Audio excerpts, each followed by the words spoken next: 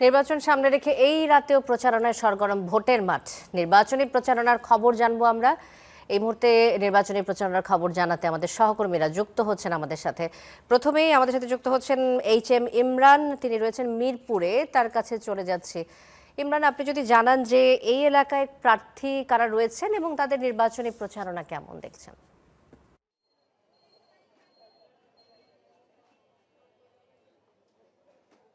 আমি এই মুহূর্তে আছি মিরপুরের পীরের বাগে। এখানে যিনি প্রার্থী জামাত ইসলামের আমির ডাক্তার শফিকুর রহমান, তিনি কিছুক্ষণ আগেই এই পথসভায় পীরের বাগে পথসভা করেছেন। সেখানে তিনি বিভিন্ন বক্তব্য রেখেছেন। আমরা এই মিরপুরে কিন্তু ব্যাপক উৎসাহ আমেজ দেখতে পাচ্ছি নির্বাচনকে কেন্দ্র করে, কারণ এই মিরপুরে বহুল মানুষের বসবাস।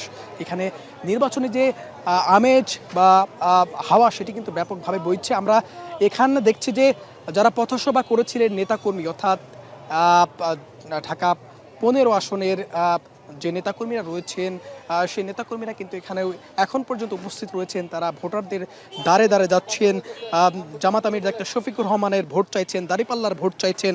সেটা কিন্তু স্পষ্ট। আমরা কিছুক্ষণ আগে জামাত আমির এখানে বক্তব্য রাখছিলেন, তিনি বলেছেন যে তার বক্তব্যে উল্লেখ করেছেন বিভিন্ন প্রতিশ্রুতি দিয়েছেন ভোটারদের, বা জামাত যদি ক্ষমতায় যায় তাহলে কি কি করবে সেই কথাও কিন্তু বলেছেন।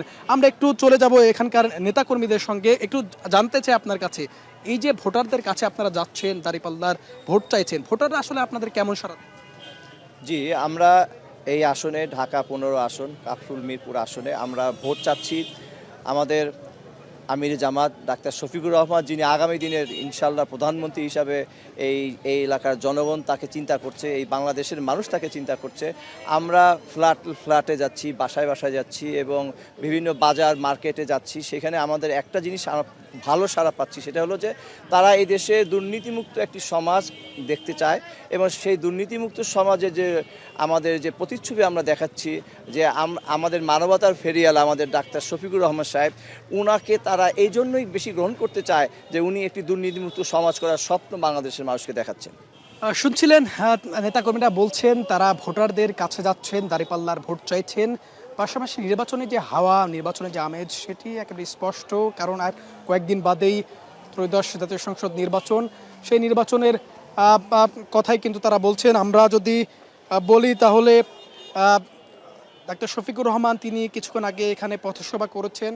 পথসভাতে তিনি বিভিন্ন প্রতিশ্রুতি দিয়েছেন এবং ভোটাররা যাতে ভোট কেন্দ্রে যায়, শঙ্কামুক্তভাবে ভোট কেন্দ্রে গিয়ে ভোট দেন, সেই আহ্বানও তিনি জানিয়েছেন। এই ছিল আমার কাছে মিরপুরের যে নির্বাচনী আমেজ বা জামাত ইসলামের আমির ডাক্তার শফিকুর রহমানের যে পথসভা তার সর্বশেষ। ইমরান, ধন্যবাদ আপনাকে যুক্ত হবার জন্য। HM ইমরান আমাদের সাথে যুক্ত হয়েছিলেন মিরপুর থেকে। জামাতের আমির ডাক্তার শফিকুর রহমান পথসভা করছিলেন, সে খবর জানাচ্ছিলেন তিনি। এবার আমরা ভাটারা এলাকার নির্বাচনী প্রচারণার খবর জানবো আমাদের আরেক সহকর্মী এনামুল হকের কাছ থেকে। ঢাকা 11 আসনের নির্বাচনী প্রচারণার খবর জানাবেন তিনি। এনামুল, আপনি যদি বলেন যে এই ঢাকা 11-তে নাহিদ ইসলাম রয়েছেন এনসিপি থেকে এবং বিএনপি প্রার্থী MA কাইয়ুম রয়েছেন, কার নির্বাচনী প্রচারণা এই মুহূর্তে আপনি দেখতে পাচ্ছেন এবং সারাদিন ধরে কি চলেছে?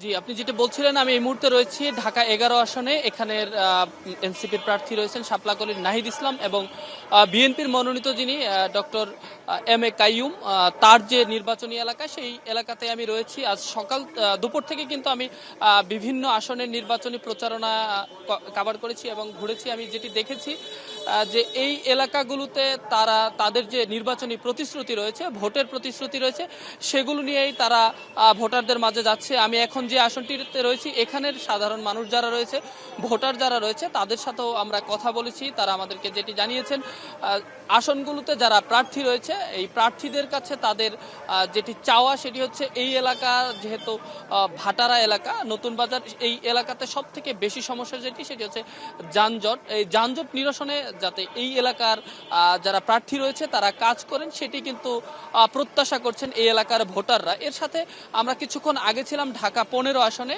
ঢাকা 15 আসনে যিনি শফিকুল ইসলাম মিল্টন, তার যে নির্বাচনী প্রতিশ্রুতি সেটিও কিন্তু আমরা দেখেছি। তিনি যেটি বলছেন যে বাসযোগ্য ঢাকা তৈরি, এটি তার নির্বাচনী প্রতিশ্রুতির সব থেকে বড় প্রতিশ্রুতি, এবং তিনি যেটি বলছেন একটি ক্রীড়াবান্ধব ঢাকা 15 তৈরি করবেন তিনি। এবং এর সাথে এরপর আমরা ছিলাম ঢাকা 14 আসনে, সেখানেও কিন্তু প্রার্থীদের কাছে আমরা সেটি শুনেছি।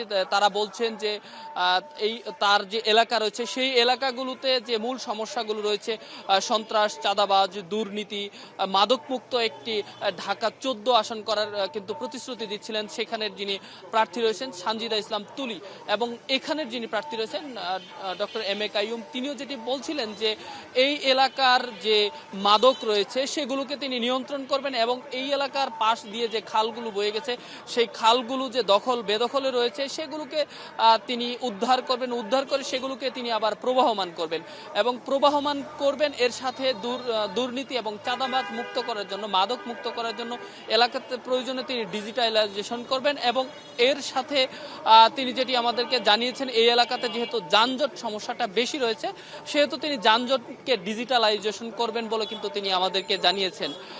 এই ছিল আমার কাছে ঢাকা 11 আসন থেকে সবশেষ। ধন্যবাদ। অনেক অনেক প্রতিশ্রুতির কথা শুনছিলাম আমরা। এনামুল হক যুক্ত হয়েছিলেন আমাদের সাথে, ঢাকা 11 আসনের নির্বাচনী প্রচারণার খবর জানাচ্ছিলেন তিনি।